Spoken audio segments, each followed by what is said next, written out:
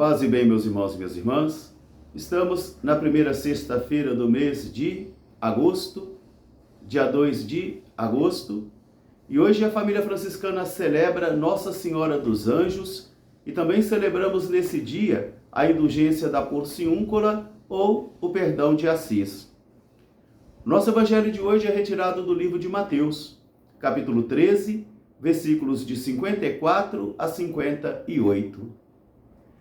Naquele tempo, Jesus regressou à sua terra e ensinava na sinagoga.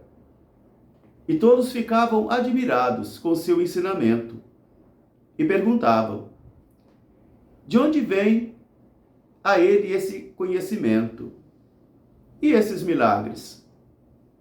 Não é ele o filho do carpinteiro José? E também sua mãe não é Maria? E aqui não vivem seus irmãos Tiago, Simão, José e Judas? E suas irmãs também não vivem aqui conosco? Então de onde lhe veio essa sabedoria? E ficaram escandalizados por causa de Jesus. Jesus então disse: um profeta só não é bem aceito na sua terra e dentre a sua família. E ali Jesus não pôde realizar muitos milagres porque eles não tinham fé. Palavra da salvação. Meus irmãos e minhas irmãs, hoje eu convido a vocês a mergulharmos um pouco mais dentro do contexto espiritual dos dois textos que nos são apresentados, do livro do profeta Jeremias e também desse evangelho de Mateus. Na primeira leitura de hoje, nós encontramos, por exemplo, o Senhor convocando o profeta Jeremias e pedindo a ele que ficasse em pé na porta do templo e que profetizasse contra o templo, que profetizasse contra as autoridades, que profetizasse contra também o rito realizado ali. E aqui nós temos então o embate entre a profecia original e a profecia oficial. Isso nos faz recordar algumas palavras também de alguns personagens bíblicos. Por exemplo, quando os apóstolos são colocados diante do sinédrio, que são proibidos de pregar o nome de Jesus, e eles falam: mas primeiro temos que obedecer a Deus do que aos homens. Também quando Gamaliel, diante também da situação conflitiva e buscando um discernimento, vai dizer: tomemos cuidado para que a gente não venha lutar contra o próprio Deus. Aqui então nós encontramos hoje o embate entre o profeta Jeremias, que é convocado por Deus para ser enviado e profetizar contra o templo, contra as autoridades religiosas e também contra o rito. E a palavra que é colocada em sua boca é esta: vocês que vêm aqui, primeiro se convertam, mudem de vida, sejam honestos, sejam solidários, sejam humanos, para só depois, então, o Senhor vir habitar entre vocês. Aqui nós temos o encontro, então, de duas profecias: a profecia original, marginal, e também a profecia oficial. Aquela profecia que é profetizada somente para agradar os ouvidos das pessoas. E no transcorrer da história de nossa fé, muitas vezes nós também tivemos esses embates entre aqueles que Deus envia com uma originalidade muito grande e aqueles que querem manter a situação. Uma pastoral de manutenção e uma pastoral que é questionada, uma pastoral que se busca também o discernimento do Senhor. Porque a grande tentação minha e de vocês é queremos que as coisas sejam do mesmo modo a vida toda. Quer dizer, isso gera uma zona de conforto. Mas quando o Senhor envia então um profeta que vai abalar toda esta situação, ele é perseguido.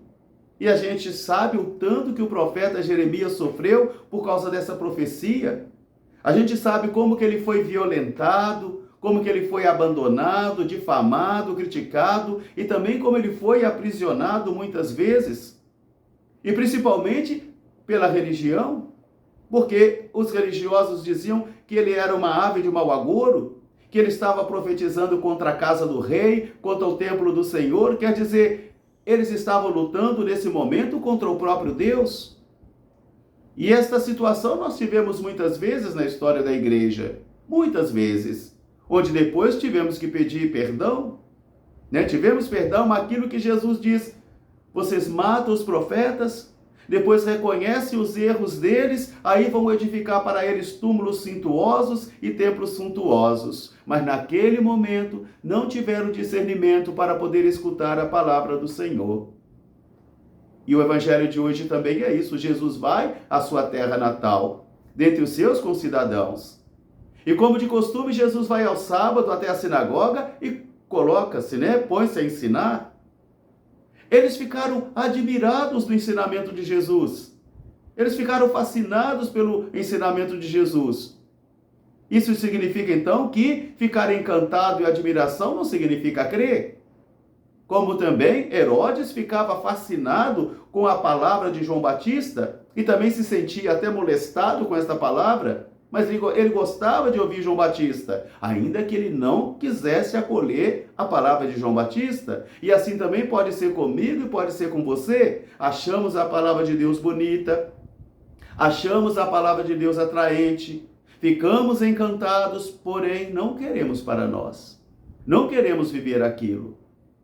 Por isso, os concidadãos de Jesus, que têm diversas informações humanas sobre ele, diversas. É o filho do carpinteiro, é o filho de Maria, é irmão de Tiago, de Simão, de José e de Judas. As irmãs dele também moram aqui dentre nós. Quer dizer, são inúmeras informações humanas que eles têm sobre Jesus, mas eles não creem em Jesus. Eles não acolhem os ensinamentos de Jesus. Eles não aceitam a salvação.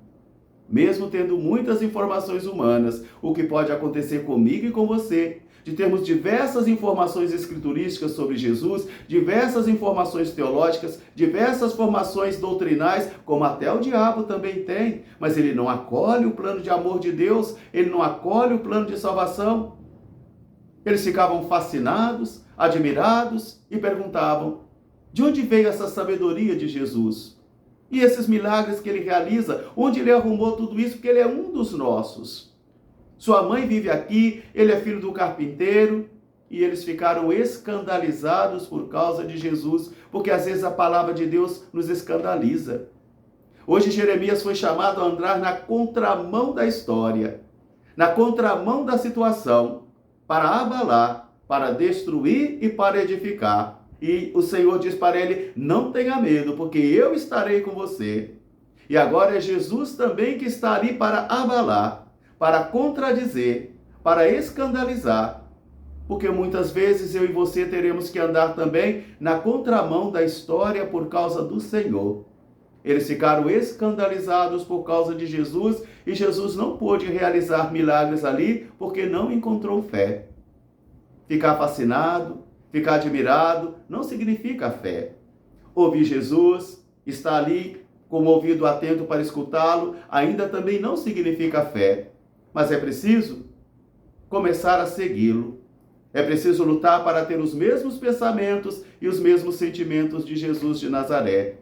E esta palavra de hoje ajude a mim e a você, então, nesse dia da indulgência da Porciúncula ou perdão de Assis, a encontrarmos o nosso caminho, a renovarmos a nossa vida espiritual, a renovarmos a nossa vida de fé, porque esta será uma luta de todos os dias, até o último suspiro.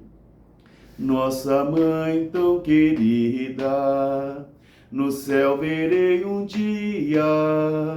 Salve Maria, salve Maria, dos anjos rainha, salve Maria.